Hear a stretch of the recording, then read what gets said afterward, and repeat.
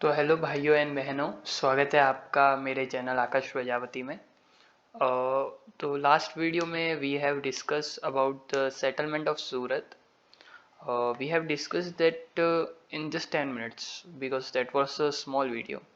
सो आपको वो मेरे चैनल पे मिल जाएगा, आप जाके देख सकते हो. साथ में ही मैंने लिंक का डिस्क्रिप्शन में भी दी हुई है.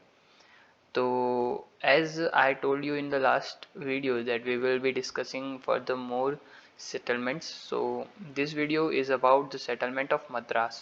हम settlement of Madras आज discuss करेंगे. तो without wasting any time, let's jump into the video.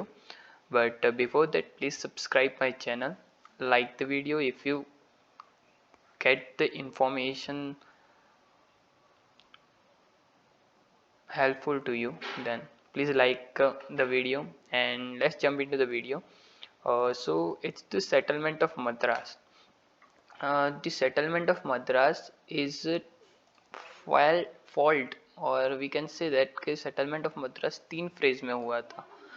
First is in तीन स्टेज में हुआ था. First is 1639 to 1678, 1678 to 1683, 1683 to 1726. इन तीनों फ्रेज में सेटलमेंट ऑफ मद्रास हुआ था. तो let's start our settlement of Madras. But before that, please subscribe to my channel. Okay, so let's start the settlement of Madras stage 1. So because stage 1 is from 1639 to 1678. तो इसके अंदर क्या हुआ था, मैं हिंदी में आज समझाऊंगा क्योंकि हिंदी सबको फाती भी है, और साथ साथ में इंग्लिश भी यूज़ करूंगा जिससे आपको भी पता चल जाए.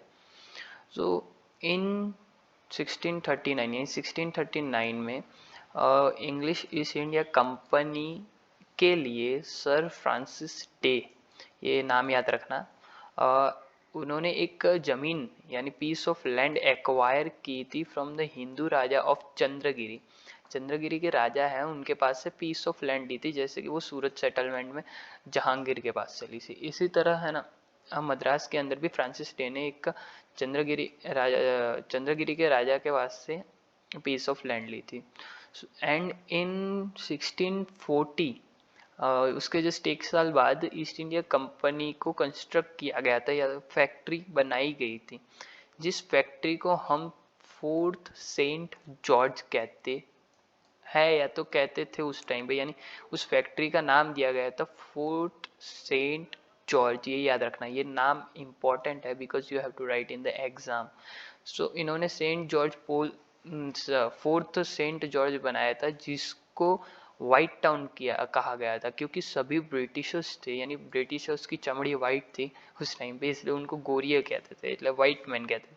तो वाइट मैन सभी फोर्थ सेंट जॉर्ज में रहते थे, इसलिए उसको वाइट टाउन कहा गया. और जहाँ पर अपने दूसरे लोग, दूसरे पीपल जहाँ पर भी रहते थे, उस प्लेस को हमने ब्लैक टाउन नाम दे दिया था.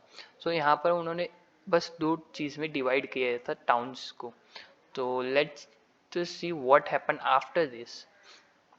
तो इसके अंदर वाइट टाउन के एडमिनिस्ट्रेशन के लिए, जुडिशियल एंड द गवर्नेंस के लिए और जुडिशियल एडमिनिस्ट्रेशन के लिए ब्रिटिश यार, तो ईस्ट इंडिया कंपनी ने एजेंट एंड काउंसिल कोर्ट बनाया. इसको एक कोर्ट का नाम दे सकते हो. एजेंट एंड काउंसिल एक कोर्ट थी, तो एजेंट एंड काउंसिल बनाया है जिसके अंदर सिविल और क्रिमिनल केसेस दोनों सुने जाते थे. और ये सुनने की पावर किसको थी? The agent and the councils को was authorise to decide both civil and criminal cases for the people residing in the white town. ये वाइट टाउन के लिए ही एप्लीकेबल था, ब्लैक टाउन के लिए एप्लीकेबल नहीं था, ये समझ लो. ठीक है.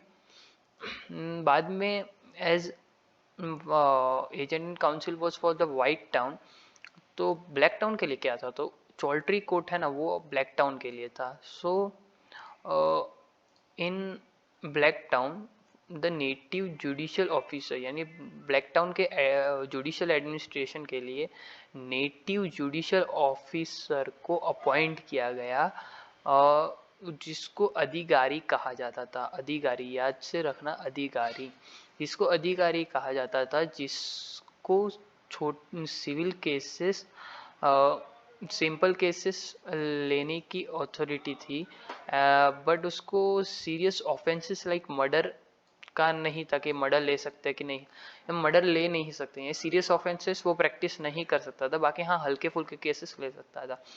और बाद में ये चौल्ट्री कोर्ट से अपील थी ना, वो जाती थी एजेंट एंड काउंसिल के पास। As I have written here that appeal from this court was decided agent and council के पास ये जाती थी। तो जो भी यानी यहाँ पर प्रैक्टिस होने के बाद जो सेटिस्फेक्शन नहीं मिलता था तो वो एजेंट एंड काउंसिल के पास जाते थे। बाद में इन्होंने in by the charter act 1661 से उनको पावर, ये कंपनी को पावर मिली कि वो गवर्नर एंड काउंसिल को अपॉइंट कर सकते हैं। यानी ये भी एक कोर्ट ही थी, कोर्ट की तरफ फंक्शन करती थी, जिसके अंदर both civil and criminal cases ले सकते थे of the persons of the company के लिए ही गवर्नर एंड काउंसिल कोर्ट बनाई गई, और उसको अपॉइंट कौन करता था? कंपनी अपॉइंट करती थी।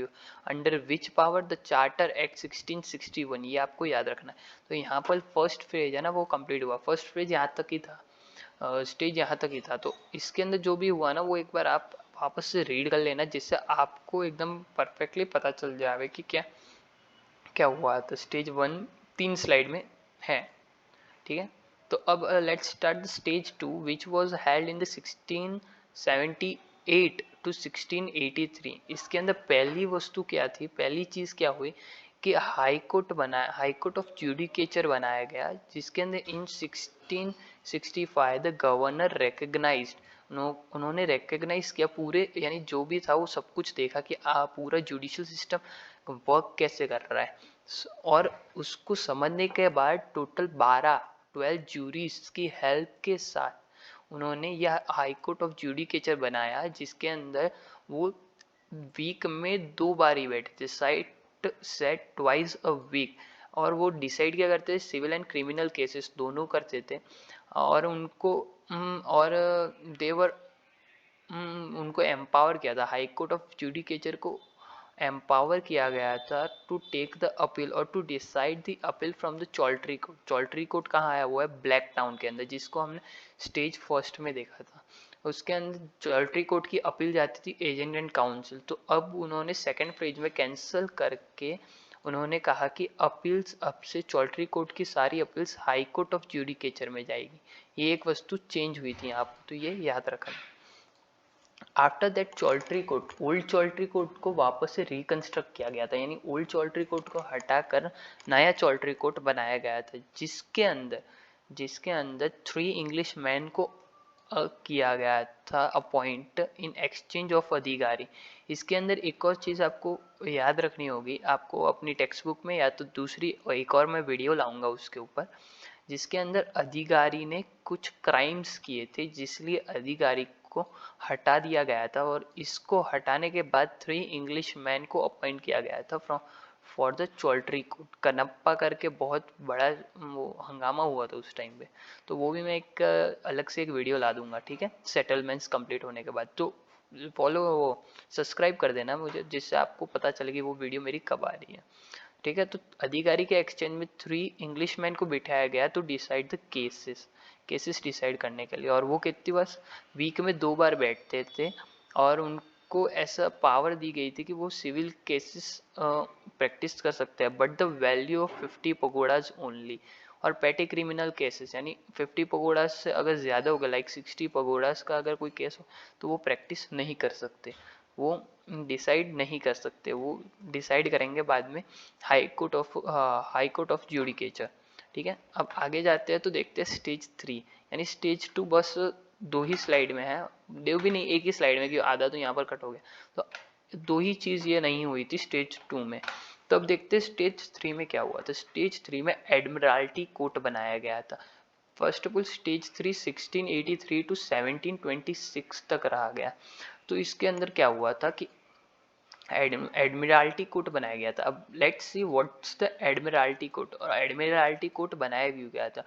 तो इसके लिए जो यानी जो रीज़न था कि एडमिरल्टी कोर्ट बनाया क्यों जाए, वो नीचे लिखा हुआ है, तो लेट्स जंप इनटू दैट।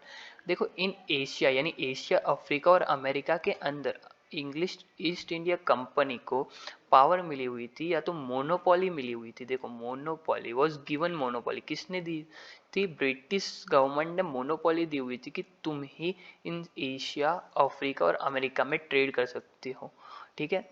और कोई भी ब्रिटिश यहाँ पर ट्रेड करना है यानी इन तीनों जगह पर ट्रेड करने के लिए उसको ईस्ट इंडिया कंपनी की परमिशन लेनी अनिवार्य हो गई थी। ये आपको पता चल गया कि उनको मोनोपोली मिल गई थी किसके द्वारा? By the British. और कोई भी ब्रिटिशर्स अगर आए ट्रेड करना चाहता है तो उसको कंपनी का लाइसेंस लेना पड़ता है। They suppose to get a licence from the East India Company but the right, यानी कोई बट बोलते हैं कोई है, अपन भी अपन है तो नहीं बोल सकते, बाकी कोई कोई होते हैं जो रूल्स फॉलो नहीं करते, तो उसके लिए उन कंपनी के राइट वायलेट्स हो रहे थे, इसलिए उन्होंने एडमिरल्टी कोर्ट बनाया गया, जिसके लिए उन्होंने एडमिरल्टी कोर्ट बना दिया जिसके अंदर ब्रिटिश ट्रेडर को पनिश किया जाता था for such trade was felt, यानी ऐसा कोई ट्रेड करता था विदाउट द लाइसेंस तो उनको पनिश किया जाता था, ठीक है।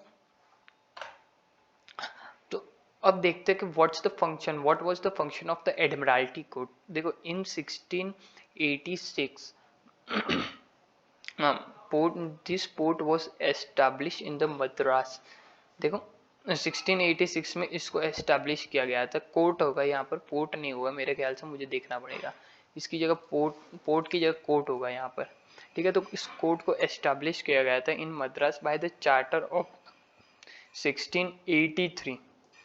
जीरो नहीं है, सॉरी फॉर दिस मिस्टेक्स, ठीक है। 1683 के चार्टर एक्ट से इस एडमिरल्टी कोर्ट को बनाया गया था जिसके अंदर जज एडवोकेट को बिठाया गया था।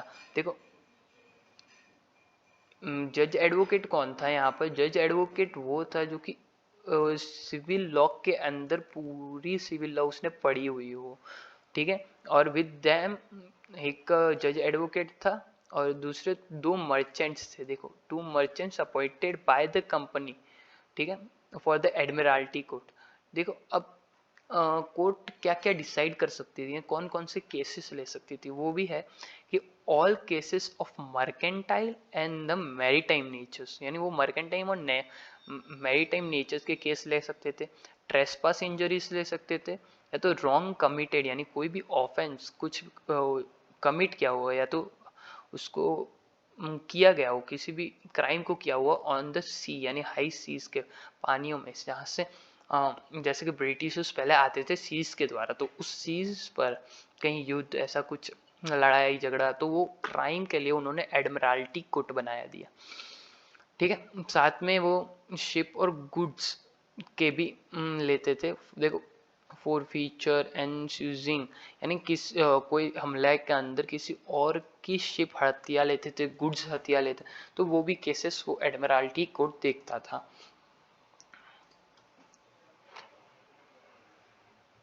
देखो इस कोर्ट ने है ना रूल अप्लाई किया था of the equity goods concise and the law and the customs of merchants, यानी मर्चेंट्स के लॉ, यानी बोल सकते हैं कि जैसे मर्चेंट्स होते हैं ना, वो मर्चेंट्स के रूल्स रेगुलेशन के ऊपर ये एडमिरल्टी कोर्ट चलता था कि कोई भी यानी हथिया लेता था गुड्स विदाउट एनी परमिशन, तो वो उस मर्चेंट्स यानी अपने कॉमन लॉ के हिसाब से देखा जाता था, ठीक है।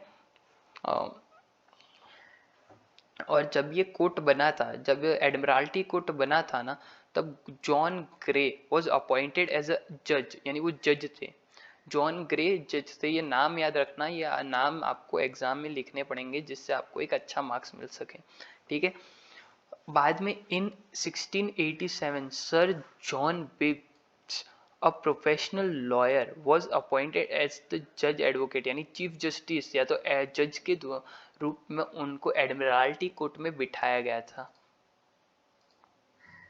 This court became the general court of the city, यानी धीमे धीमे इस कोर्ट के एडमिरल्टी कोर्ट एक जनरल कोर्ट बन गया था। ये सभी कोई भी ऑफेंस कैरियर होता था तो वो हर कोई एडमिरल्टी कोर्ट में चला जाता था। So of the city for all practical purposes in setting civil and the criminal, कोई भी केसेस होता था तो वो डायरेक्ट एडमिरल्टी कोर्ट में ही चला, जैसा कि मैंने आपको बताया। ओके तो अपील थी कि एडमिरल्टी कोर्ट के डिसीजन से कोई डिसएग्री होता था या तो सेटिस्फाइड नहीं होता था, तो वो उसकी अपील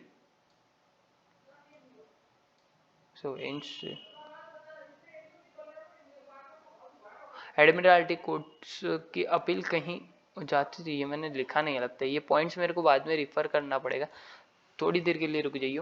मैं आपको ये पॉइंट बता दूंगा, ठीक है। और एक और बात की इस कोर्ट को, ये कोर्ट है ना 1704 तक ही फंक्शन किया, till the end of till 1704 तक ही ये फंक्शन किया गया। इसके बाद इस एडमिरल्टी कोर्ट को बंद कर दिया गया था और बाद में बनाया गया था मेयर्स कोर्ट। देखो देखो मद्रास के अंदर मेयर्स कोर्ट बनाया गया था under the charter act of 1687 by the English east India company के द्वारा मेयर्स कोर्ट बनाया गया था अंडर द चार्टर ऑफ 1687। तो देखते हैं इसका कंपोजिशन क्या था।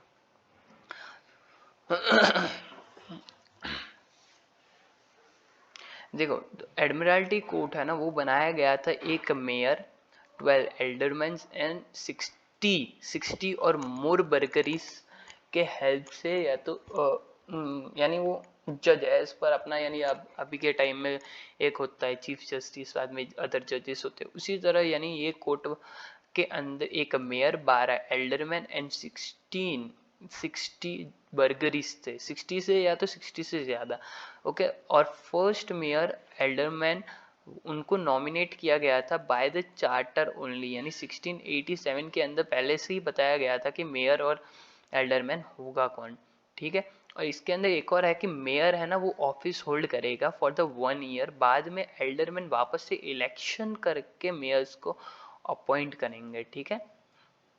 और ये मेयर एवरी ईयर चेंज होता था, ठीक है।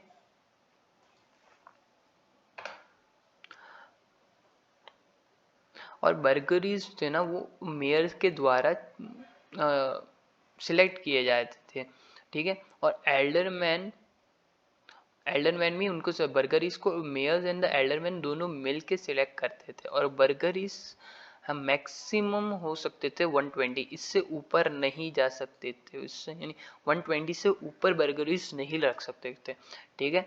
among them the mayor and 3 aldermen were to be English servant, यानी इन सारे, यानी एक मेयर, 12 एल्डरमैन और 60 से ज़्यादा, यानी बोल सकते हैं 120 बर्गरीज में से 3 एल्डर, एक मेयर और 3 एल्डरमैन वो ब्रिटिश होना चाहिए, इंग्लिश सर्वेंट होना चाहिए, ब्रिटिश नहीं इंग्लिश सर्वेंट होना चाहिए वो।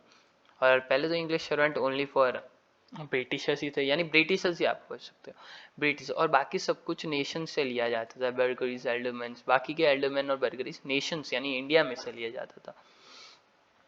और एक ऐसा व्यक्ति जिसने लॉ पूरा पढ़ा हुआ है, उसको रिकॉर्डर की तरह रखा गया, ठीक है।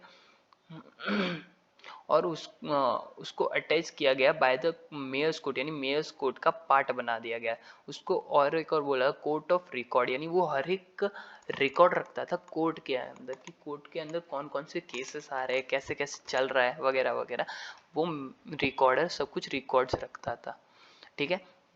मेयर्स है ना, मेयर्स कोर्ट वो only for the sorry all civil cases वो ले सकता था up to the value of 3 pagodas, और all the criminal cases with the help of jury और ज्यूरीज के हेल्प से ही वो क्रिमिनल केसेस ले पाता था। और ऑफेंस कमिट करने वाले को पनिशमेंट दी जाती थी, इम्प्रिजनमेंट एंड फाइन, यहाँ पर फाइन है, फायर नहीं है, फाइन है, ठीक है।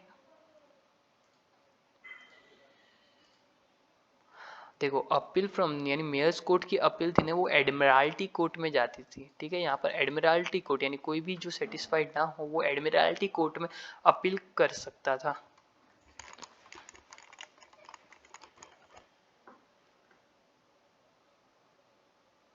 ठीक है। In civil matters the admiralty court है use to decide cases more than 3 pagodas, यानी कोई भी अपील है वो 3 पगोडाज, उसका केस का प्राइस अगर 3 पगोडाज से ऊपर है तो वो डायरेक्टली जाता था एडमिरल्टी कोर्ट में, ठीक है। और क्रिमिनल को पनिश किया जाता था by the loss of life और लाइफ से, ठीक है। but the governor in council decide both the appeals from the admiralty court and the mayor's court. ये समझ लो कि एडमिरल्टी कोर्ट और मेयर्स कोर्ट की दोनों की अपील जाती थी गवर्नर इन काउंसिल के पास। तो देखते हैं इस सारा सेटलमेंट का डिसमेरिट क्या था, डीमेरिट। ऑल्दो द वीडियो वो बड़ी हो गई है, 20 मिनट की हो गई है टोटल। जल्दी जल्दी कंप्लीट कर लेते हैं जिससे आपको बोर नहीं होना पड़े, ठीक है। देयर वर नो, देखो यहाँ पर पढ़ लो कि there was no separation of the power of the executive और जुडिशरी के बीच में कोई भी यानी सेपरेट पावर नहीं थी। जुडिशरी भी एक ही था और एग्जीक्यूशन भी एक ही था।